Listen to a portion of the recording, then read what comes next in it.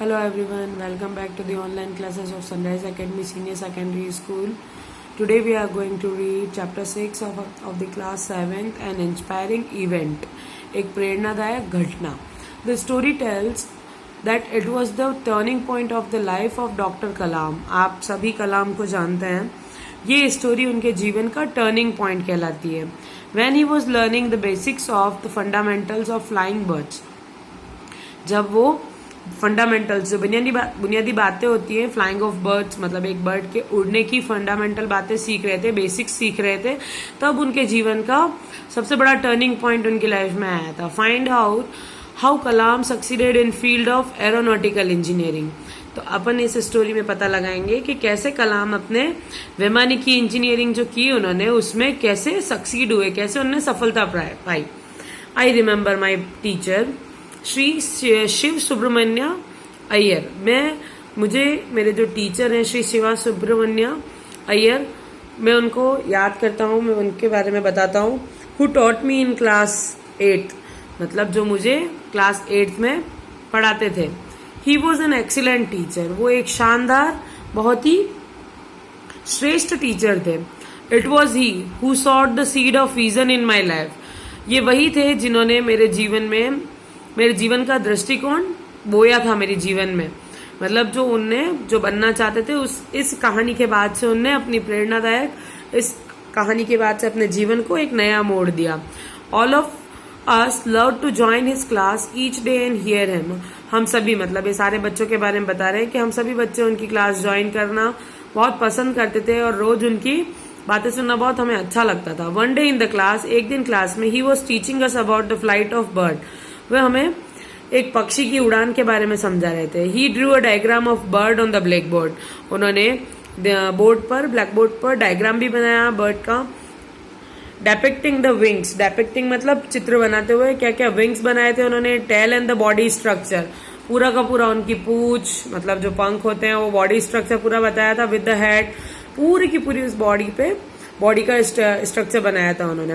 He explained how the birds create the lift and fly.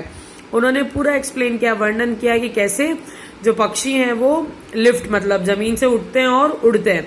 He also told how it changes direction while flying. उन्होंने ये भी बताया कि कैसे पक्षी अपनी दिशा बदलते हैं उड़ते के दौरान. For nearly half an hour he explained various information such is drag, lift, how the birds fly in the formation of 10, 20 और 30 etc.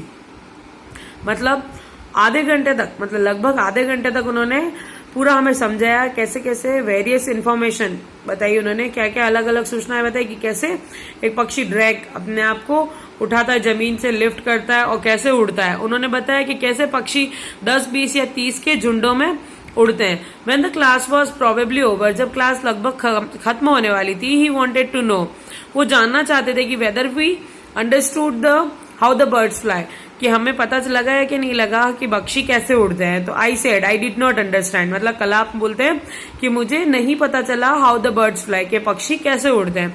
When I said this, और जब मैंने ये कहा, he asked the other students whether they understood और not. तो उन्होंने दूसरे स्टूडेंट से भी पूछा कि क्या वो समझे या नहीं समझे. जब मैंने ऐसा बोला तो उन्हें दूसरे स्टूडेंट से भी पूछा.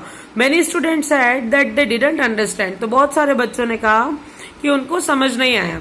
Our teacher was a real teacher. हमारे टीचर जो थे वो एक महान, मतलब एक सच्चे टीचर थे एंड वेरी गुड, और बहुत अच्छे भी थे.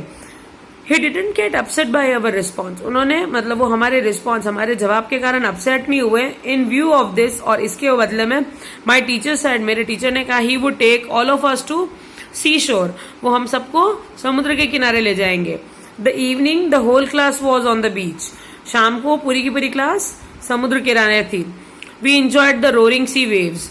हमने मतलब जो रोरिंग सी वेव्स जो होती है, जो समुद्र की लहरें होती है, आवाज करती हुई आती है, उनका बहुत मजा लिया. Knocking at rocks in the pleasant evening. और वो क्या कर रही थी, नोकिंग एट द रॉक्स. वो जो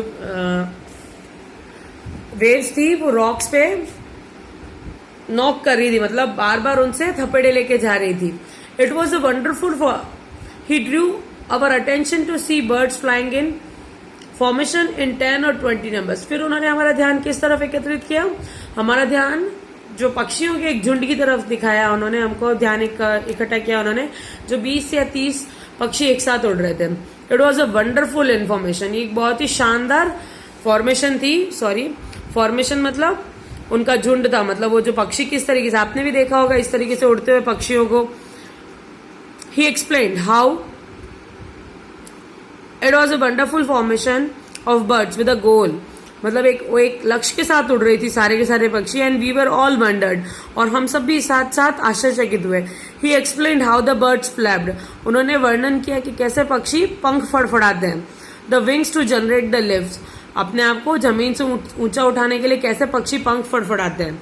और ये addressed us to look at the tail portion, फिर उन्होंने हमें बताया कि आप टेल के पोर्शन की तरफ देखें, मतलब पूंछ के पोर्शन की तरफ देखें। With the combination of flapping wings, मतलब फ्लैपिंग विंग्स जो उड़ने वाले जो पंख हैं, मतलब जो फ्लैपिंग हो रहे हैं, थपथपा रहे हैं, उन पंखों को, और टेल पोर्शन की तरफ देखिए, ट्विस्टिंग टेल की तरफ, वो कैसे ऊपर नीचे उस टेल को ऊपर नीचे कर रहे हैं अपने डायरेक्शन बदलने के लिए। वी नोटिस्ड क्लोजली, हमने ध्यान से देखा है। Knew that the birds in that position could fly in the direction they wanted to, और हमें तब पता चला कि पक्षी कोई सी भी डायरेक्शन में उड़ सकते थे, जिधर भी वो जाना चाहते थे, अपनी पूंछ को अकॉर्डिंग टू फ्लैपिंग विंग्स के अकॉर्डिंग कॉम्बिनेट करके। Then he asked us a question, फिर उन्होंने हमसे क्वेश्चन पूछा, can you tell me where the birds engine is and how it is powered. फिर उन्होंने हमसे क्वेश्चन पूछा कि क्या आप हमें बता सकते हैं कि बर्ड्स का इंजन कहाँ होता है और कैसे इसको पावर दिया जाता है।